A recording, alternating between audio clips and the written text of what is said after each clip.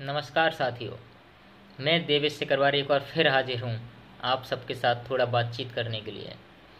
वैसे मैं मूलतः यही प्रयास करता हूँ कि मेरे जितने भी वीडियो हों राजनीतिक विज्ञान के ऊपर हों, पर आज से ठीक 11 दिन बाद आ, हिंदी दिवस है, तो मैं सोच रहा हूँ थोड़ा हिंदी भाषा और हिंदी साहित्य के ऊपर चर्चा की जाए। और मुझे कल सौभाग्य प्राप्त हुआ हिंदी के ऊपर थोड़ा काम करने का, जो मैं आप लोगों के साथ शेयर करना चाहता हूँ। तो दोस्तों, हिंदी का साहित्य जानने से पहले हमें थोड़ा पीछे जाकर हिंदी भाषा का आरंभिक काल और हिंदी भाषा का उद्गम स्थल, थोड़ा इस बारे पर चर्चा करना बहुत ज़रूरी है। तो हिंदी भाषा का उद्गम संस्कृत भाषा से है।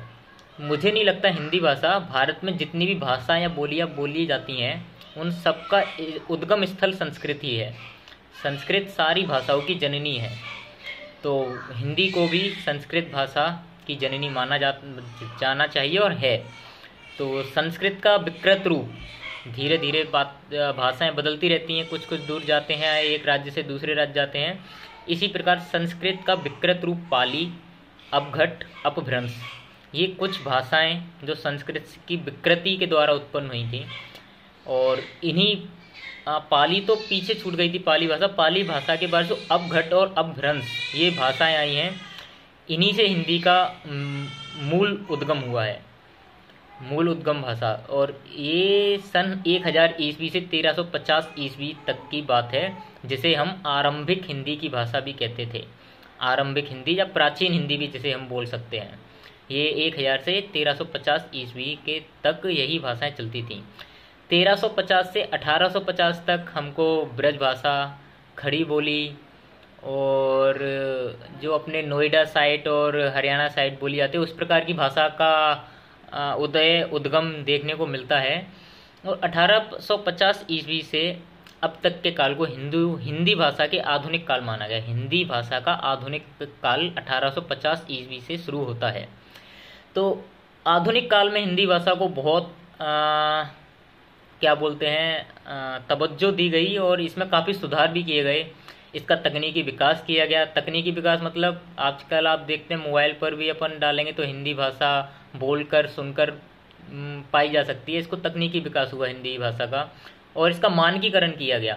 मानकीकरण से हम समझते हैं जैसे बिहार में भी हिंदी बोली जाती है, पर वहाँ की हिंदी हुई और उत्तर प्रदेश की हिंदी हुई, मध्य प्रदेश की हिंदी, थोड़ा थोड़ा अंतर मिलता है भाषाओं में। है तो हिंदी, पर थोड़ा थोड़ा जो अंतर है, इन सब के अंतरों को मिलाकर एक मानकीकरण, एक स्टैंडर्डाइजेशन जिस भाषा को दिया गया उसे बोलते हैं भाषा का मानकीकरण। ये भी हमारे आधुनिक काल में 1850 ईस्वी के बाद ही किया गया। और इसी आधुनिक काल में हमें अपनी हिंदी भाषा की लिपि, जिसे देवनागरी लिपि बोलते हैं, उसका भी आविष्कार या खोज बोल सकते हैं, आधुनिक काल की ही देन है। तो हमारी हिंदी भाषा का जितना मुझे पता है और जितना वैज्ञानिक और हमारे पुराने कविवर मानते हैं, सन 1000 ईस्वी से हिंदी भाषा का उद्गम स्थल है। जैसे पहले आरंभिक हिंदी या प्राचीन हिंदी बोलते थे, उसके बाद बीच में ब्रज भाषा और खड़ी बोली का उद्गम हुआ। 1850 से आधुनिक काल का हिंदी भाषा जिसे हम प्रचलित रूप में बोलते हैं वो हुआ। तो इसी हिंदी भाषा के इतिहास को देखते हुए हिंदी साहित्य को भी हम 4 कालखंडों में विभाजित कर सकते हैं।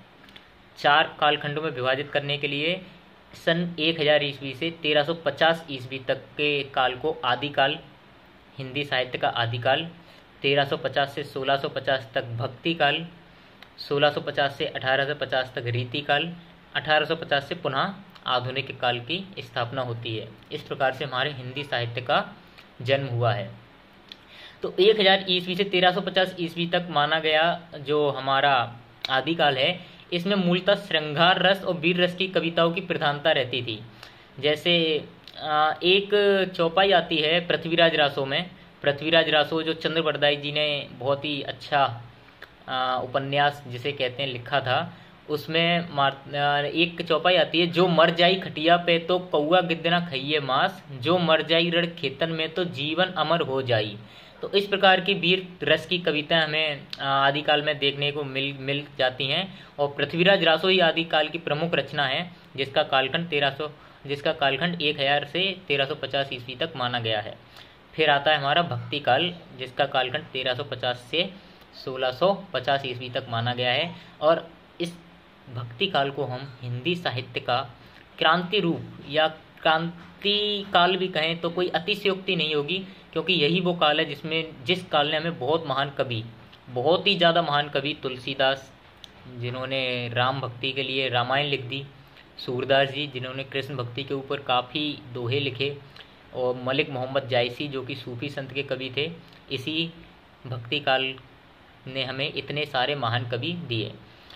इसने हिंदी साहित्य को, इस भक्ति काल ने हिंदी साहित्य को एक अलग मुकाम तक पहुंचाया और विश्व भर में इस काल में लिखे हुए महाकाव्य प्रसिद्ध हुए हैं।